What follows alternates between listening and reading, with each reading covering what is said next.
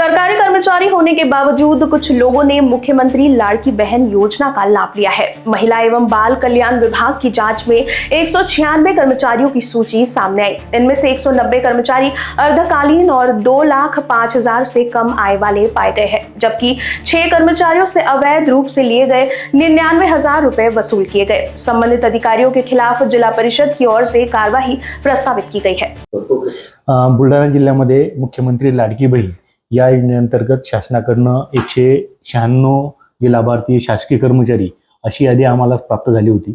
परंतु पडताळणीअंती असे लक्षात आले की त्यापैकी 190 हे लाभार्थी पार्ट टाइम असिस्टंट म्हणून काम करत असतात आणि त्यांचं उत्पन्न 2.5 लाखाच्या आतमध्ये आहे। त्यांना सेवार्थ आयडी असल्यामुळे शासनाकडनं ते शासकीय कर्मचारी आहे अशी यादी ती प्राप्त झाली। परंतु पडताळणीअंती त्या पात्र आहेत। त्यामुळे बुलढाणा जिल्हा परिषदेमध्ये जिल्ह्यामध्ये एकूण फक्त 6 कर्मचारी असे आहेत की जे शासकीय कर्मचारी आहेत आणि त्यांनी लाडक्या बहिणीचा लाभ घेतलेला आहे।